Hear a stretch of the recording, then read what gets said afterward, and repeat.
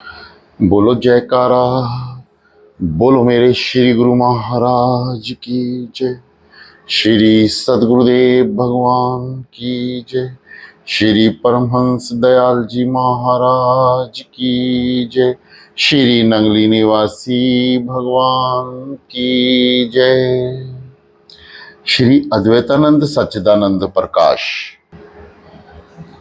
आगे एक सत्संगी ने सवाल किया कि बहुत से मजहबों, मतों व संप्रदायों में वर्ण व्यवस्था नहीं मानी जाती है, सिर्फ सनातन धर्म में ही इसका पूर्ण रीति से मानने का क्यों यत्न किया गया है।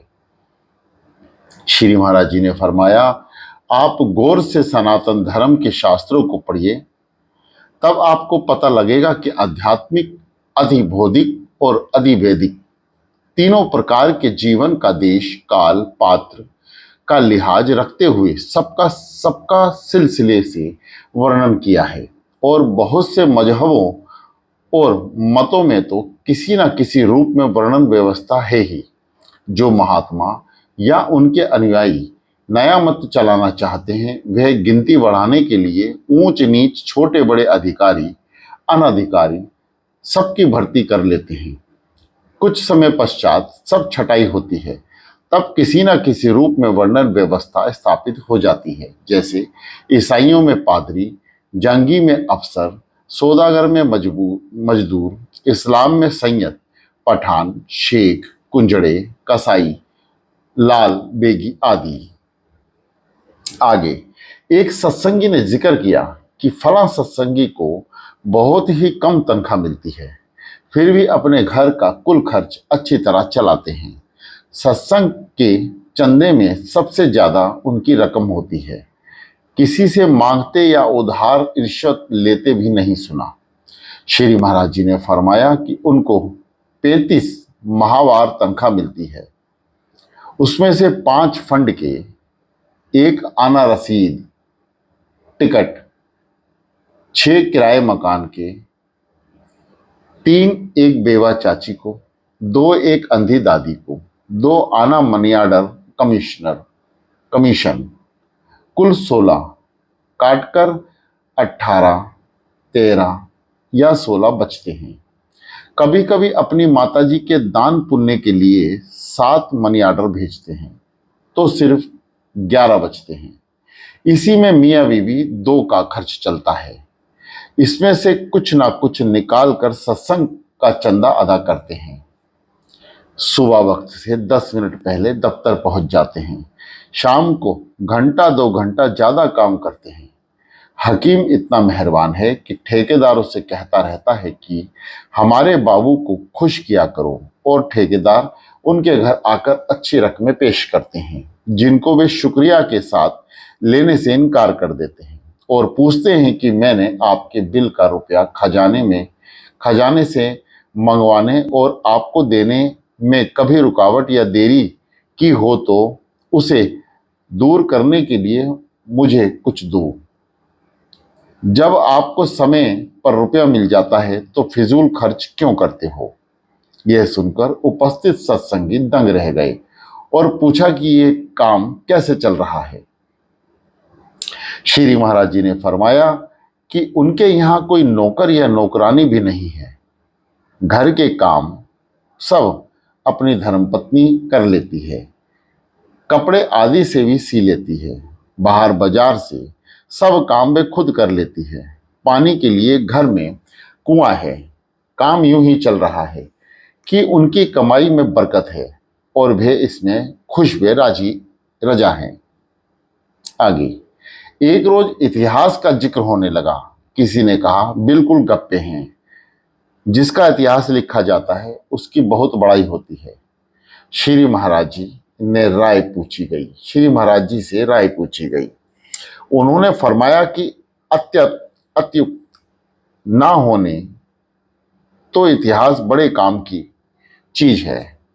राजों, बादशाहों की वंशावली, उनके समय की सभ्यता, एक दूसरे में विवाह संबंध होने से जो संतान हुई उसका हाल, प्रजा की रहनी सहनी, मजहब, वर्ण, आश्रम का विभाग, कला कौशल, कानून, पाप कर्म का दंड, पुण्य कर्म का लाभ, वे अच्छी फल, सब बातें होती हैं। महाभारत ही एक ऐसी पुस्तक है जिसके एक भाग में गीता जैसा तत्व ज्ञान है। महाभारत में ऐसा लिखा है कि कोई बात दुनिया भर की ऐसी नहीं है जो इस पुस्तक में नहीं, जो बात इसमें नहीं वे दुनिया भर में हो ही नहीं सकती। इन शास्त्रों के आला होने की वजह यह है कि सब अनुभवी महात्माओं ने बनाए हुए हैं। अनुभव सिद्ध बात सदा ठीक रहती है और सच साबित होती है। श्रुतियां और अनुभव सिद्ध हैं कि उनके अतिरिक्त स्मृतियां भी चूंकि ऐसे ही महात्माओं को बनाई हुई हैं, इसलिए बावजूद 18 स्मृतियां होने के सबका मूल तत्व एक ही है। देश, काल, पात्र के लिहाज से जरा अंतर कहीं कहीं है। अपने अनुभव से उनमें भी बहुत मूल तत्व एक ही है। देश, काल, पात्र के लिहाज से जरा अंतर कहीं कहीं है। अपने अनुभव से उनमें भी बहुत मूल तत्व एक ही है। देश, काल, पात्र के लिहाज से जरा अंतर कहीं कहीं है। अपने अनुभव से उनमें भी बहुत भविष्यवाणी है। हजारों वर्ष पहले लिख दिया है कि कलयुग में 5 बातें ठीक नहीं हो सकती, वह सब साबित हो गई।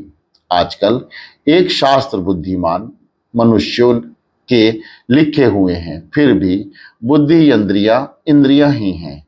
उनकी निश्चय की कोई बात अदालती बदलती रहती है। इसके आधार पर बनाई पुस्तकें भी काबिल एतबार नहीं हो सकती। कानून का तो यह हाल है कि आज बनता है और 2-4 दिन में ही उसको बदलना पड़ता है। आगे एक सत्संगी ने जिक्र किया कि उसके पुरोहित ने बतलाया है कि चंद्रमा की दशा उसके लिए मारक है। यह महादशा तो पूरी हो गई, कोई असर नहीं हुआ। ज्योतिष विद्या तो ढकोसला मालूम होती है। किसी प्रतिष्ठित पंडित की किताबें बताओ तो पढ़ें।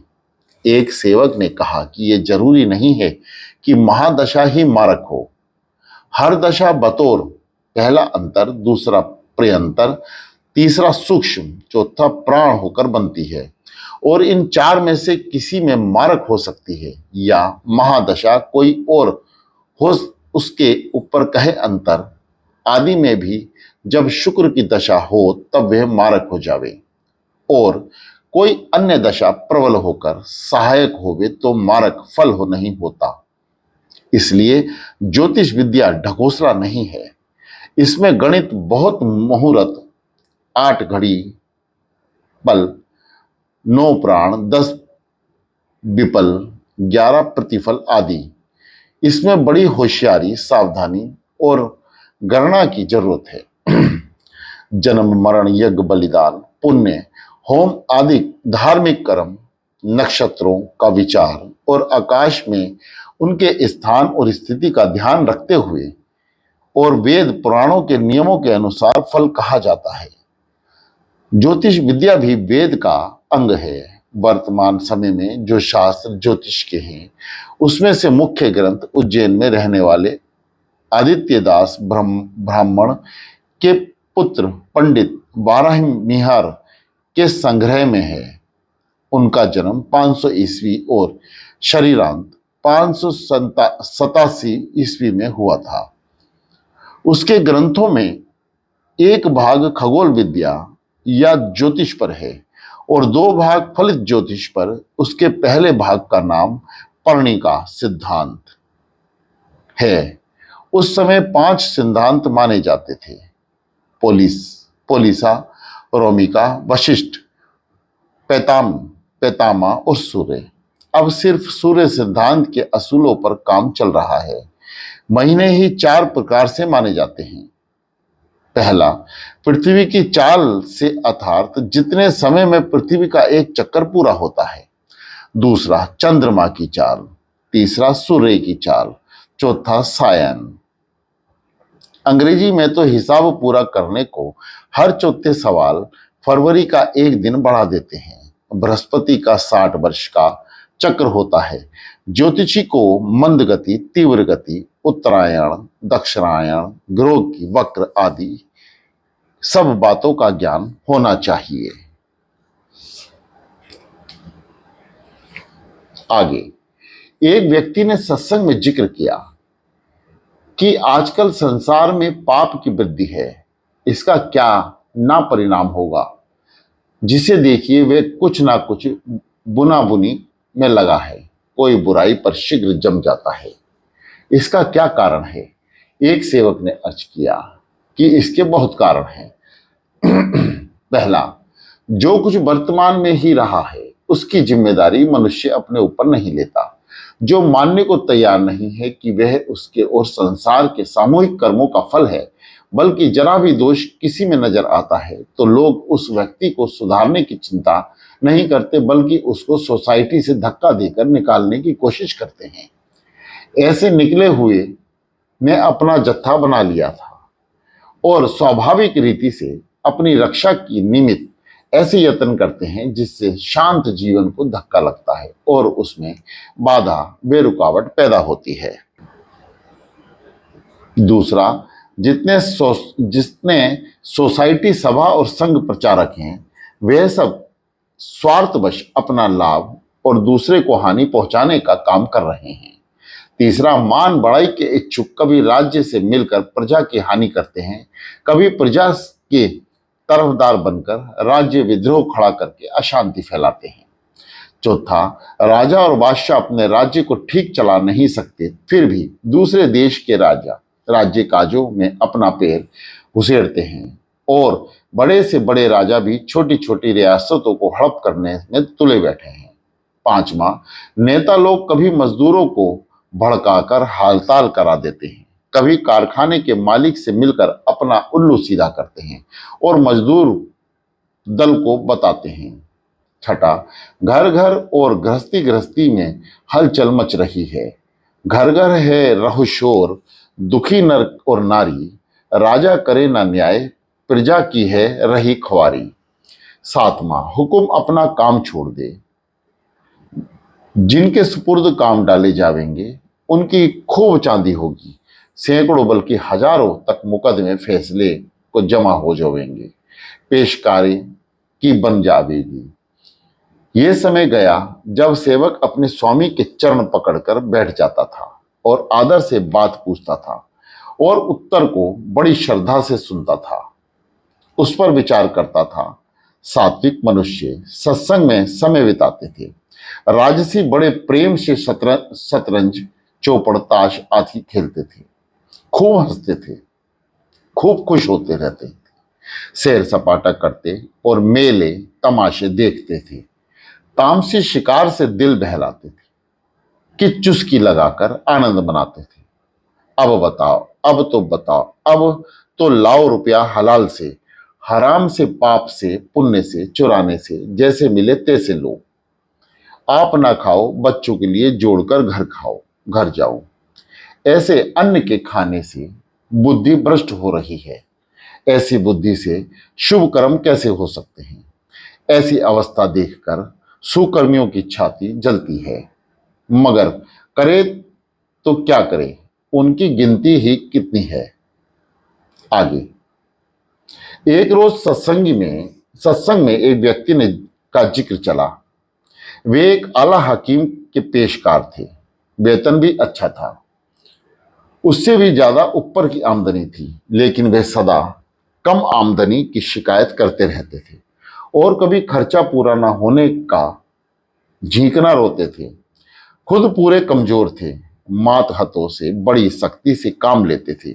एक सेवक ने उनसे अर्ज किया कि धन में बरकत होने से पूरा पड़ता है और बरकत होते भी हैं जो कमजोर हो और रिश्वतखोर भी हो, उसकी कमाई में बरकत भला कैसे हो सकती है।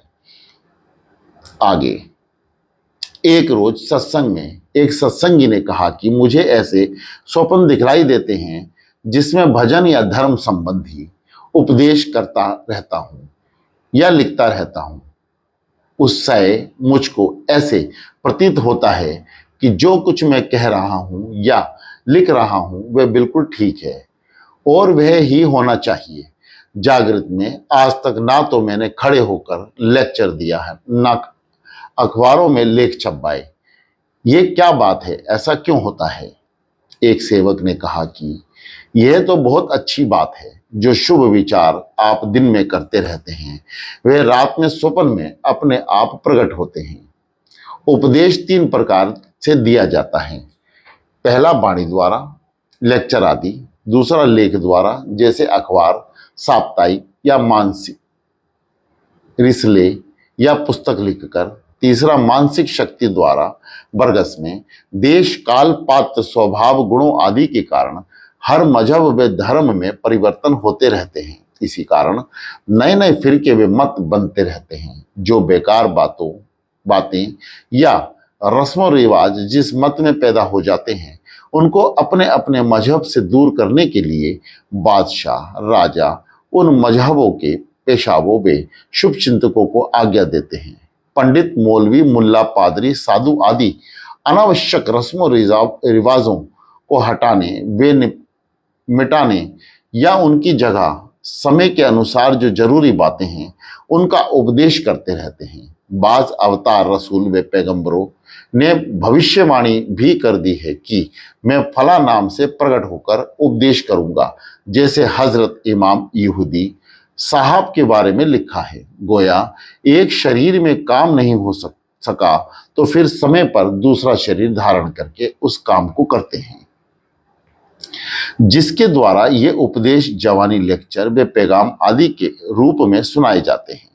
उनको पैगंबर या पैगंबर कहते हैं, जो अनुभव, आकाशवाणी, देवी प्रकाशन, इल्माहम या वही के अनुसार उपदेश करते हैं, जो बाद में पुस्तक, रिसाले आदि का रूप धारण कर लेते हैं, जैसे वेद, कुरान, अंजील, जबूर आदि। वे रसूल कहलाते हैं, जो मुक्ति पद से आकर उपदेश करते हैं। वे कहते हैं, मैं स्वर्ग अर्थात अर्श से आया हूं। जो समीप्य मुक्ति होते हैं वे कहते हैं, मैं परमात्मा के पास से आया हूं। गोया परमात्मा का मुकरीब हूं। जो सारायुक्त मुक्त पद से आते हैं वे अपने को खुदा का बेटा आदि बतलाते हैं। जो सायुज्य मुक्त पद से आते हैं वे अवतार होते हैं, अपने को ब्रह्म, परमेश्वर, खुदा आदि कहते हैं, जिसमें खुदा की दोस्ती के बहुत गुण प्रकट हो जाते हैं, वे वाली बन जाते हैं। आगे एक व्यक्ति ने अर्ज किया कि मेरे घराने में खेती बाड़ी का काम होता है, मेहनत बहुत है, आमदनी कम। एक सेठ के यहां नौकरी मिल रही है, क्या कर लूं? श्री महाराज जी ने फरमाया कि अब तक आप स्वतंत्र ठाकुर हैं, फिर चाकर बन जाएंगे। पराधीन सपनेहु सुख नाही।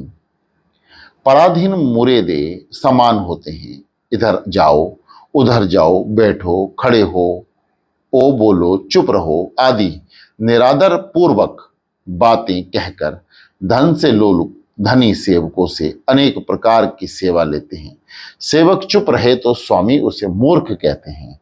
जो बात करे तो बकवादी, सहनशील और डरपोक, किसी की बात ना सहे तो अकलहीन, पास बैठे तो ढीठ, दूर रहे तो गवार कहते हैं।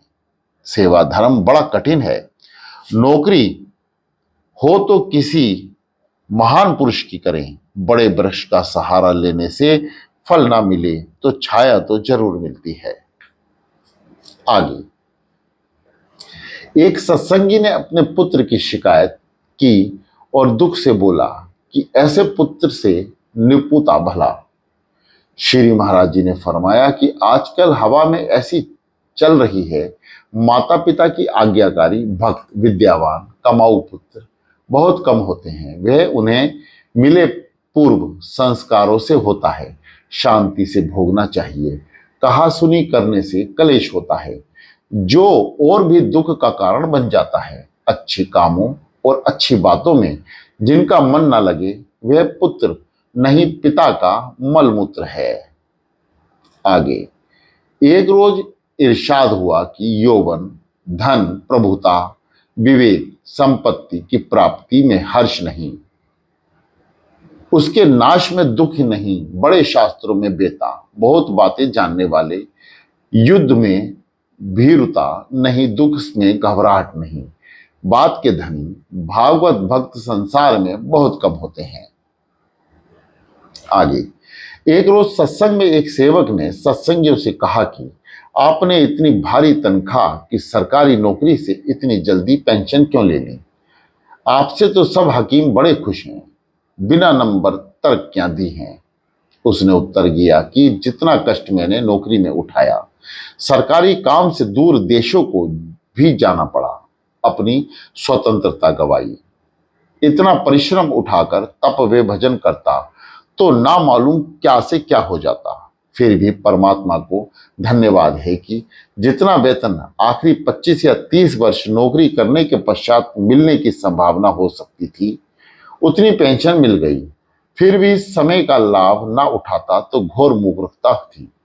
जो समय जरूरत से ज्यादा धन कमाने में लगाता है, उसका धन तो यहीं रह जाता है। पेंशन लेने के पश्चात वह स्वतंत्र जीवन का जो सुख व आनंद मैंने आज करीब 44 वर्ष भोग लिया, वह मेरा ही जी जानता है। परमात्मा का हजार शुक्र है। मेरे विचार में किसी के अधीन ना होकर संसारी जीवन चला लेना ही जन्म की सफलता है। आगे, एक मुसलमान शिष्य ने अर्ज किया कि अभ्यास व जिक्र आदि के तरीके जो हिंदू और मुसलमान महात्माओं ने चालू किए, उसमें थोड़ा थोड़ा फर्क क्यों है और जिक्र कितने प्रकार से होते हैं? श्री महाराज जी ने फरमाया कि आपने यह तो देख लिया कि फर्क सिर्फ क्रिया में है, वह भी बहुत थोड़ा। उसकी वजह से ही जिस महापुरुष की जिस ढंग से भजन करके लाभ उठाया, उसने उसी मुख्य मानकर अपने चेलों को उसी तरीके का उपदेश दिया।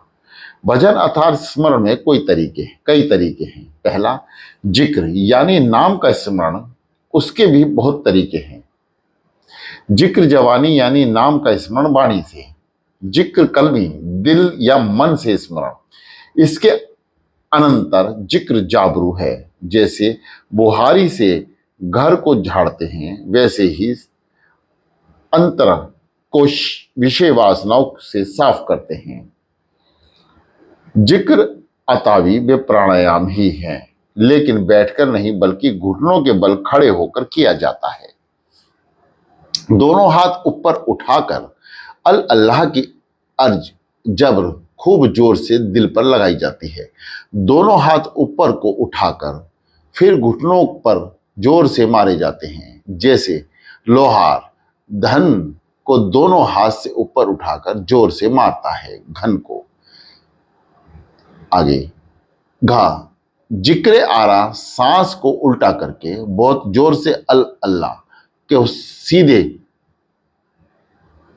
पखोरे यानी मूढ़े कंधे तक पहुंचाकर और सर को थोड़ा सा पीठ भी तरफ झुकाकर अल इल्लाह की जबर दिल पर लगावे, जैसे बढ़ई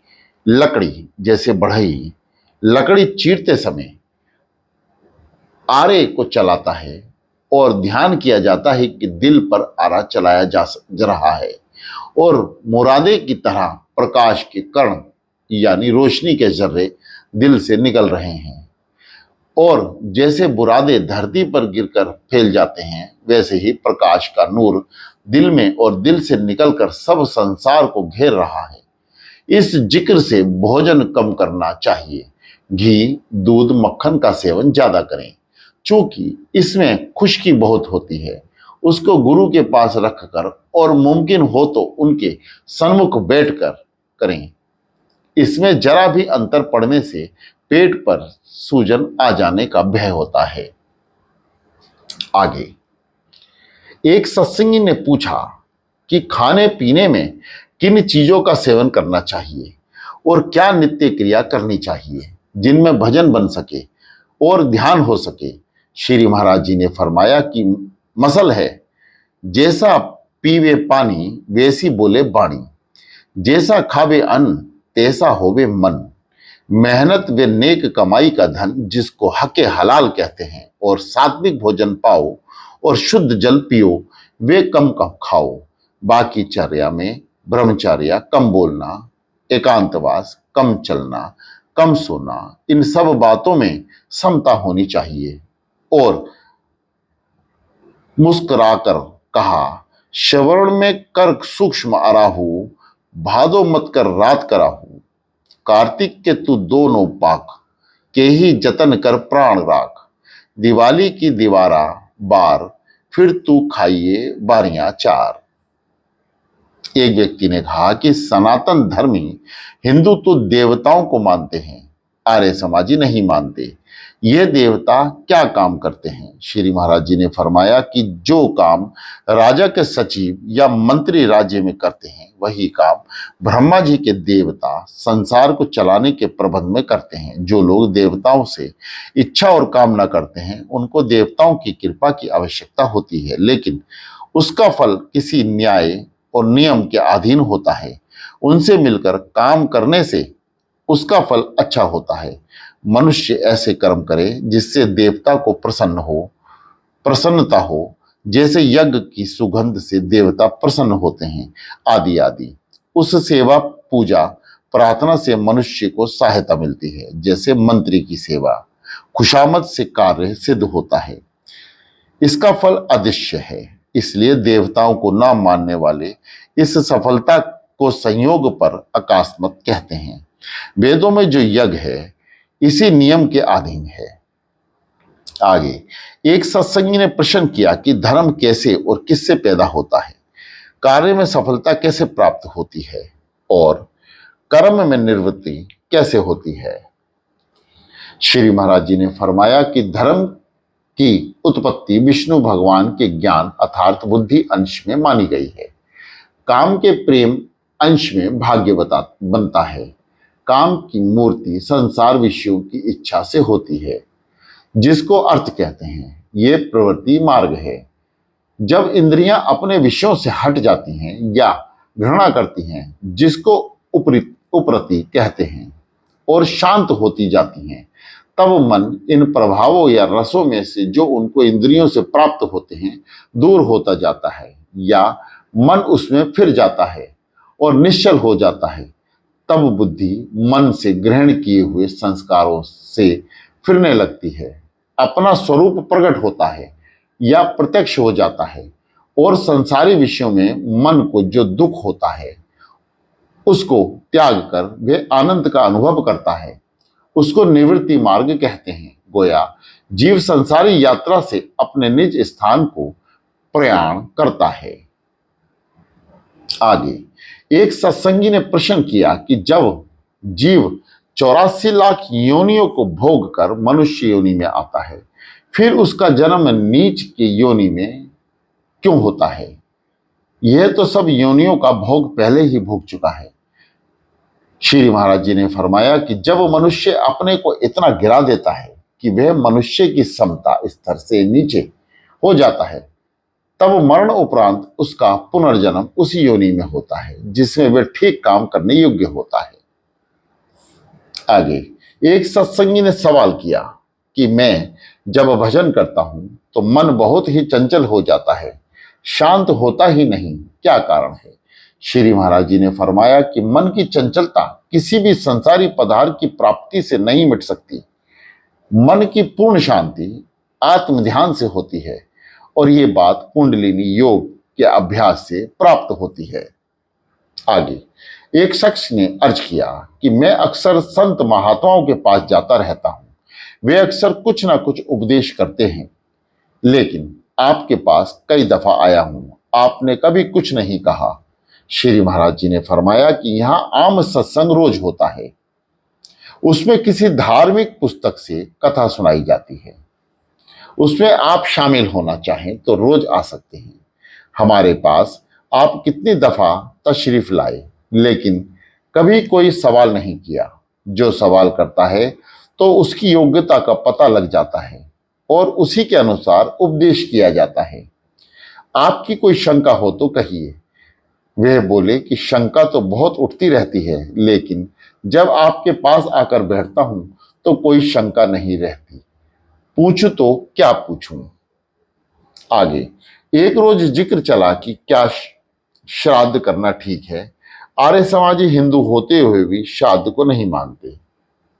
एक आदमी ने ये मंत्र श्राद्ध महिमा का पढ़ा, ना तंत्र वीरा जायन्ते, न रोगो नाशायुंतुहा, नाचा शिरो गिंधा गच्चितम, यत्र श्रद्धाहम विभजितम।